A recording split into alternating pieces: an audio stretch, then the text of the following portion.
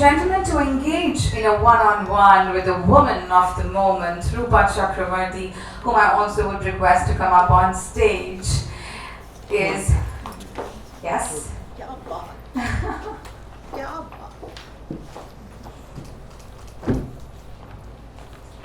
Thank you, Vayjayanti. You're most welcome. The Rupa Chakravarti is Rita Bhimani, whose incredible staying power for 50 years makes her an iconic figure in the profession of public relations. She's grown PR through her several books on the subject, through mentoring scores of students and creating new perspectives through her columns on art, music, food and travel. While celebs from all walks of life have been at the receiving end of her incisive red sofa conversations, this evening's conversation is to celebrate Bidisha and Bureaucracy, the amazing author, the extraordinary concept, and the brilliant book. May I request Rita Bhimani and Rupa Chakravarti to carry forward the panel discussion on Bidisha and Bureaucracy. Thank you. What an honor, Rita. What an honor. Thank you so much. Thank you. So let me start by saying how I'm bowled over by Rupa Chakravarti's writing. That was B-O-W-L-E-D, bowled over, because her writing is bold and beautiful. Maybe it's a cliched term, but there's something more also in it. It is bountiful. I think many of the people who have paid her tribute, which you've seen online, have talked about it. Yes. Particularly our wonderful, wonderful Foreign Secretary, former Foreign Secretary Nirupama Rao. I think what she has said we will never be able to say, but she has said it all about the book. So there's one more B which I'd like to add to this, and that is this whole thing of what the structure of the book is. The Bildungsroman. Big word, but I think she has boldly embraced that particular genre of writing. And what does that writing do? It's basically something where you can imaginatively choose to focus on the psychological and moral growth of its main character. And in this case, it is Bidisha. So it is Rupa Chakravarti on the one hand, and it is her alter ego, Bidisha, whom we will see through this whole book, this whole amazing novel, this Bildungsroman, where you can trace the journey of the protagonist through what was Rupa and how she has again conveyed it through Bidisha. So it really is a kind of no holds barred novel where it is all real and yet it is a novel. So there's more reality in it than anything else. So I think it's something where you see Bidisha from her formative years to adulthood and the immense experiences that become her identity. Bidisha's journey, I would say, in some ways, reflects India's own trajectory on the world stage. Thank you. It is possibly the best way to trace the development of the protagonist and naturally, as I said earlier, of Rupa herself, bringing in the deeply personal, the intricacies of bureaucracy. They have mentioned Chris Srinivasan has mentioned, Ambassador Pawan Verma has mentioned, they've all talked about how you have brought it up. But I think you have brought out things that are not really a tell-all, so to say. There's something more magical, there's something more romantic about how you have traced the journey of Bidisha. You've taken us through the wide and wonderful palette of cities and nations, woven in with the finer nuances of art and music and culture. So I would say really it is not an introverted autobiography. I think that really wouldn't have resonated in any way. That's why you chose Bildungsroman. It's not a travelogue either, nor is it a reveal all, as I was mentioning earlier about the bureaucratic world. To me, it is warm, human, introspective, joyous, and culture created.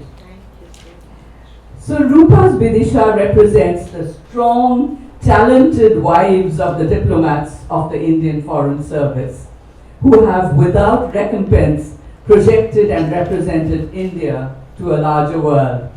So they are not the shrinking violets, they are the ones who have done a lot of behind the scenes work to project India in front of the scenes, let us say. So Bidisha's complex negotiation of identity, of belonging, and of home is as much about herself as it is about her relationship to family, to nation, and to state.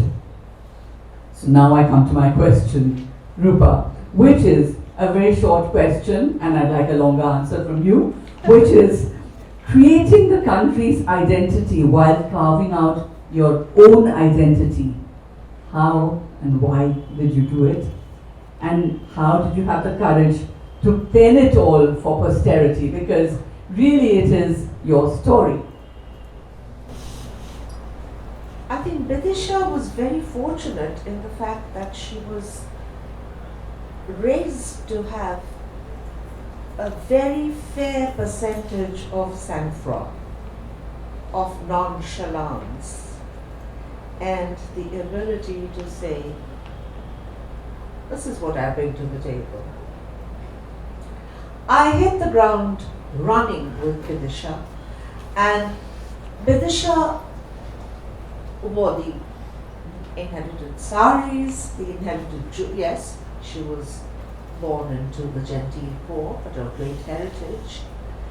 And she was married to Apurvo, whose job was to represent India. So it was a seamless transition for Bidisha. She just continued to be herself.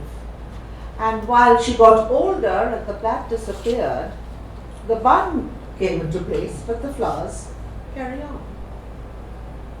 There wasn't ever a moment in Bidisha's life when she tried to be more than she is. It was always what it is, even today. So let's bring the focus back to your early upbringing and the ancestral influences that shaped your life, or let's say the life of the protagonist, Bidisha. I'd like to ask, is there a kind of doppelganger? Jawhar Sircar will understand all these big words. Between your grandmother and you, between Dadi and Bidisha in your novel. Does Bidisha remain a product of her upbringing? And if so, why? The word doppelganger, if you go back to Oscar Wilde, translates as duplicate. However, I will say that I am the creator of Bidisha, the protagonist, who is a mirror image. Both the concave and the convex.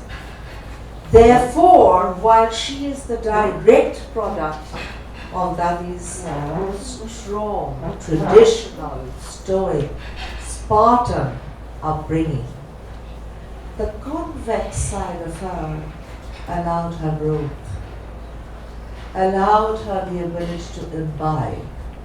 And if you notice throughout the book, Bidisha was never familiar with the grapes.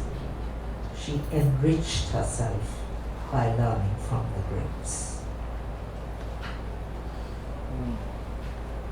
Her first brush when she was pregnant with her first baby,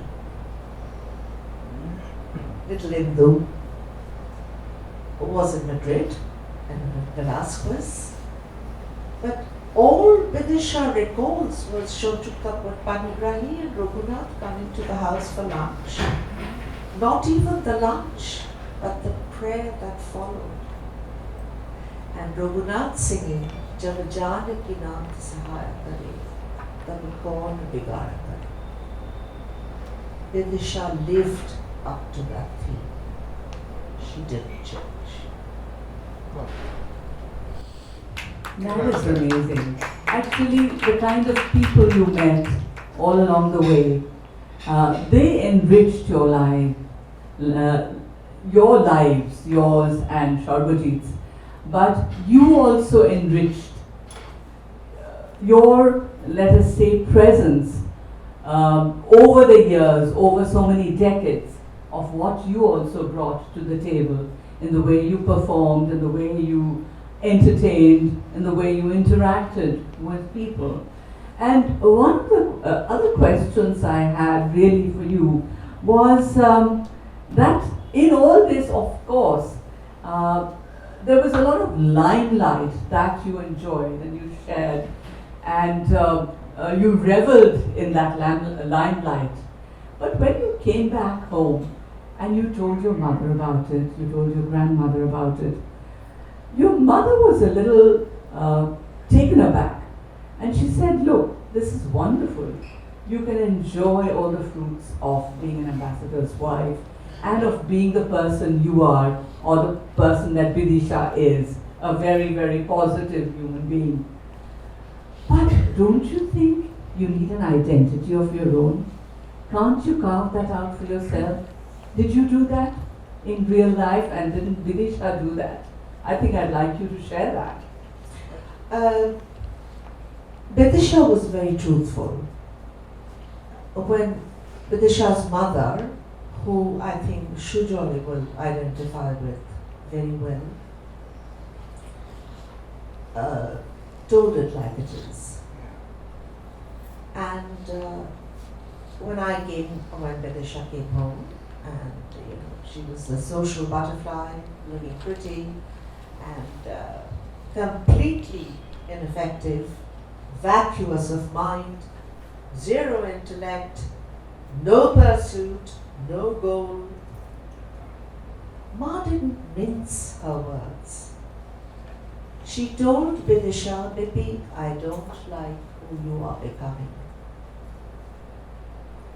You must do something whereby you will not just earn your own respect, but Apurbo's respect as well. Well, Bidisha never looked back after that. She worked the entire time, and Bidisha is an extremely honest person and has brought to focus the fact that the Foreign Service spouse, I am the most ordinary amongst the many talented, beautiful Foreign Service wives. But Bidisha is the one who had the presumption to say, I need to augment Apurbo's salary. Wow, absolutely brilliant. Let us not pretend that as Jawhar said, because he too tells it like it is, the bureaucrat comes with the dignity, the recognition of being known all over, the red passport, the first class flight, et al. But they're not rich. They're extremely middle class people, particularly from India. They represent the third world. Wherever we have lived, the best areas, the best houses, the gold-plated jacuzzis, the swimming pools, the remote-controlled gates, the hilltop villas, was courtesy government of India. It wasn't something that came with Apurbo's salary. We have to be proud of our own introduction and have the ability to say, I am middle class, but I live with dignity. And you have to work towards that. Bidisha never faltered. Fantastic. But of course, there's another aspect that you didn't bring in, which is the what did Bidisha do? What did Rupa Chakravarti do? The educator that she became all over the world. I think that was important when your mother talked about creating an identity for yourself. I think that education really came to the fore, and you Yes. used it. You used it with aplomb. Thank you, Rita. I Yeah. will say Bidisha was fortunate, and as she says in her book, that at 19 she spoke perfect English. Oh, sorry, at 16 she spoke perfect English, perfect Bengali, perfect Hindi, and very poor French. She grew up in a dilapidated mansion where buckets had to be placed because the roof would leak and nobody had the money to repair that. But the house did have the dusty Chevrolet, the tennis courts. So she grew up cycling, she grew up natural, but she knew she had no recourse but to educate her mind and push it forward. Bidisha marrying Apurvo actually was the catalyst of her becoming the global educator, which is what she thanks Apurvo for. She never stopped working, she works to date. Yes, she does. We all know that. And poor Bidisha is still augmenting a very dignified pension that a full Secretary of Government of India receives. But don't forget the fact that we are middle class people and inheritor to our education. We must take that forward. Not just education, because education leads to emancipation. And that heritage that we have. The heritage. And one last question, if I may bring up. Ambassador Rao talked about the rainbow of colors that comes in through your wonderful, well-rounded tone. In that rainbow of colors, there are also some shades of grey. And that is what makes it so real, so palpable, so complete. Because there's one part where you talk about Bidisha's mental breakdown. Well, you need not have brought that up at all, because all of it could have been just, culture and the good life and the way you entertained. But the fact that the protagonist could also have a setback. So how did you bring that up? Given that Bidisha's spouse is in the public eye, did she rely on subterfuge or pretense and willpower to ensure the continuance of her husband's career? Fabulous question. Thank you, Rita. I think Bidisha pondered over that one. But as Vayjayanti quoted so beautifully, and Ramanji read so beautifully, stigma, the best stone cast. Yes, Bidisha was the victim of a severe nervous breakdown. Her parents had to whisk her away and take her back to her nursery, her broken porcelain tea set, her Pooh Bear, and her painting. But isn't it high time that foreign service wives are allowed to be just mere mortals? Not look perfect, not dress perfect, not be eloquent, but be allowed to be sick not just in body but in mind. It is the turning point that the foreign service needs to take cognizance of, along with the rest of the world. We are prey to our minds. It has been my best friend and my biggest enemy. Amazing. And that is where your eloquence is coming. That is where you have spread this wonderful fragrance of jasmine that has been your identity. And I think that is where you have very, very mellifluously shared so much. You've shared it in your book of poems, and you've shared it through Bidisha and Bureaucracy. So I would urge all of you to go out and get the book, because it really held me spellbound. The way you wrote it, the way you expressed it, that is important. And I think that a lot of Foreign Service wives should take a leaf out of that, to say that they can also have that progression as well, to be able to lead from the front, to be able to represent themselves and their country to the rest of the world. Thank you, Rupa, for doing what you've done. Thank you so very much. On that closing note, ladies and gentlemen, before I step off, Bidisha made one mistake. She grew up with the fragrance of the coconut oil, the jasmine in her hair, and sandalwood from Dadi's prayer room. She forsake that for the fake rose, and she paid her price, like we all do.